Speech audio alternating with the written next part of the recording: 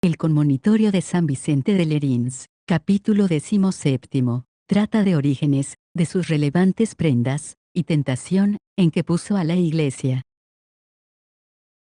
En el capítulo 11 de este tratado íbamos diciendo, que servía de tentación para el pueblo cristiano el error de cualquiera maestro de la Iglesia, y de tanto mayor tentación, cuanto de maestro más acreditado fuere el error, que se esparciese entre los católicos, y lo mostramos, primeramente por los textos de la Escritura, y después con ejemplos de la historia eclesiástica, es a saber, trayendo a recuento algunos de aquellos sujetos, que, estando antes reputados por sanos en la fe, al fin, o cayeron en los errores ajenos, o los inventaron ellos de nuevo. Aviso excelente, por cierto, digno de aprovecharse en las ocasiones, y por lo mismo convendrá fijarlo bien en la memoria. No será, pues, importuno, añadir a los de arriba otros ejemplos, con que demos mayor ilustración a esta verdad, para que se imprima más en los ánimos de los lectores,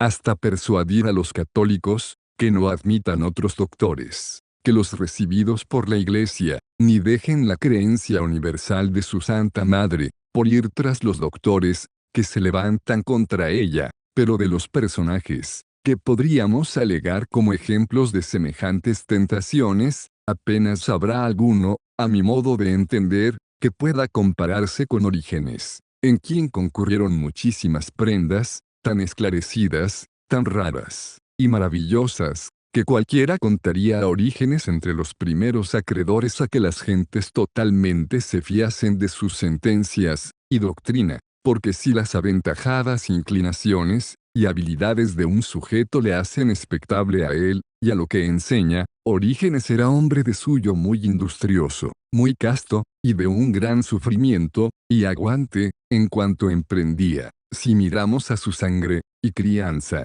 qué cosa más noble, que haber nacido en una casa condecorada con el martirio, y por el amor de Cristo llevar a bien, no solo la falta de su padre, y que le despojasen de todos sus bienes temporales, y haber aprovechado tanto entre las angustias de la santa pobreza, que según se cuenta, llegó a ser muchas veces afligido, por confesar el nombre del Señor, y no eran esas cosas las únicas, que componían en Orígenes el todo de la tentación de los fieles, porque se allegaba a lo demás una valentía de ingenio tan profundo, tan agudo, y tan elegante, que apenas se podría hallar entonces otro, a quien no llevase gran ventaja, y tal su aparato de erudición universal, que apenas se le escapaba cosa de las contenidas en las divinas letras, y acaso nada de cuanto escribieron los filósofos profanos, dejó de pasar por su registro, y conocimiento, en griego, o en hebreo,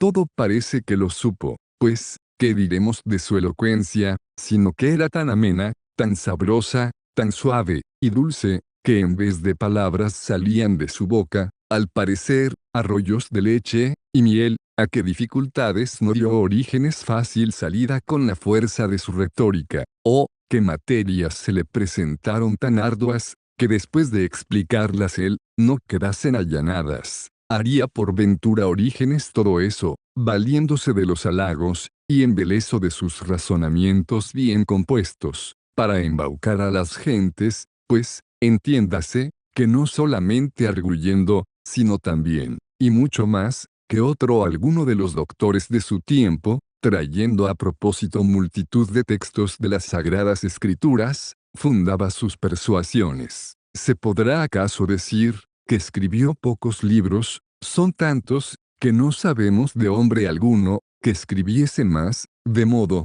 que apenas podría nadie, no digo, leer todo lo que Orígenes escribió, pero ni aun haberlo a las manos, por lo mucho, que es, habiéndole por otra parte ayudado a eso su larga vida, y que discípulos sacó, no menos que doctores, y sacerdotes sin número, confesores, y mártires. En consecuencia de todo lo dicho, ¿quién será capaz de contar, lo que a Orígenes admiraba el mundo entero, cuanto se esparció su gloriosa fama, y el mucho gusto, que daba a los que le oían, o leían, quien entre los que se preciaban de algo más piadosos, dejó de buscar a Orígenes, corriendo desde lejas tierras a jornadas tiradas, hasta dar con él, que Cristiano no le respetó, como a verdadero intérprete de los libros canónicos, o como si fuese algún profeta inspirado por Dios, ni que filósofo dejó de venerarle como maestro, y no tan solamente personas particulares,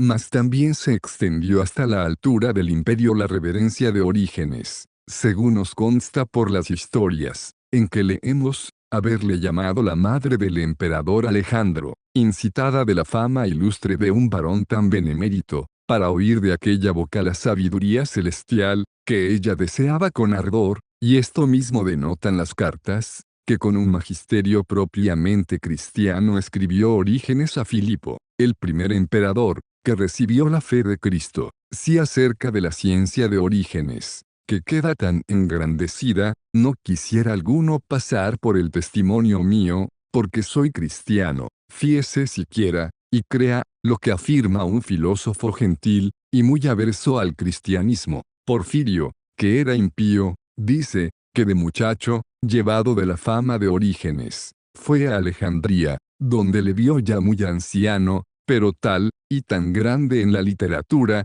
que se había hecho dueño del alcázar de toda buena ciencia, aunque quisiese yo gastar un día entero en contar todas las ventajas de Orígenes, antes se me acabaran las horas de ese día, que diera fin al compendio de la más pequeña parte de ellas, y en medio de eso, si por un lado parece, que todas ellas honraban al cristianismo, por otro lado sirvieron, para que con ellas tentase Orígenes más a los católicos, porque, ¿cómo se habían de apartar del sentir de un sujeto de tan superior talento, erudición copiosa, y singular agrado? Antes bien cada uno tomaría por sí aquella como sentencia trivial, de que más quería errar con Orígenes, que acertar con otros. ¿Y para qué es menester decir más? Todo ello vino a parar, en que derribó de la fe a muchos esa tentación de un doctor tan grande, y no tentación, como quiera, de las que llamamos humanas, o ligeras, sino grave, peligrosa, muy urgente, y perjudicialísima, como se vio por los efectos, en cuya atención, lo que sacamos en limpio, es, que ese Orígenes, tal como le hemos figurado, por abusar insolentemente de los dones de Dios, por aflojar demasiado las riendas de su ingenio lozano, por la satisfacción que tenía de sí mismo, por tener en poco la sinceridad y antigüedad de la religión cristiana, despreciando las tradiciones de la Iglesia y los documentos de los ancianos, se puso a interpretar a su modo, y en un sentido nuevo algunos lugares de la Sagrada Escritura, con que mereció ser uno de aquellos, por quienes dijo Moisés, lo que citamos arriba, si de en medio de ti se levantare algún profeta, y poco después, no oigas las palabras del tal profeta, y más adelante, porque os tienta vuestro Señor Dios,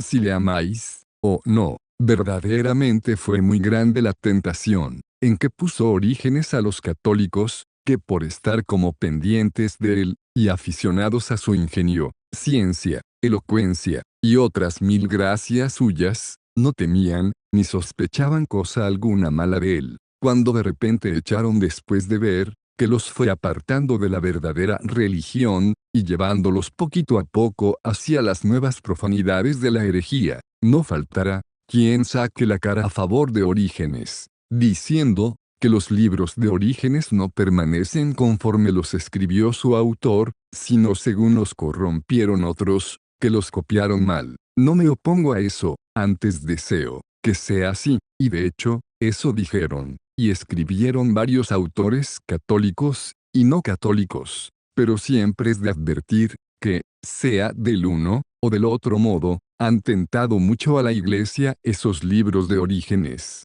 porque, dado caso, que no sintiese Orígenes, lo que trae en sus escritos, basta haber salido con su nombre tantos errores, y tan blasfemos, para que se piense, al leerlos, que son de Orígenes, y no de otro autor, con que se hizo daño a muchos fieles, sino por la herejía, que hubiese en su persona, por el nombre, autoridad, y fama, que dio a los libros, donde se leían tales errores.